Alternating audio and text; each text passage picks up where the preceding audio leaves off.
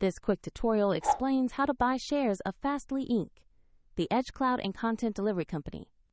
FSLY trades on NASDAQ under the ticker FSLY, and this is an educational overview, not financial advice.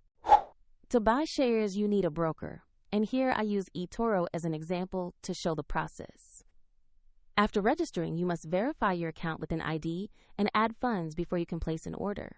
Use the platform search bar and type the ticker FSLY to locate FSLY stock. Make sure you select the listing that shows FSLY Inc. on NASDAQ. On the asset page, check the basic company details and the price chart to confirm it is the correct stock. Verify the name FSLY Inc. and the FSLY ticker before proceeding.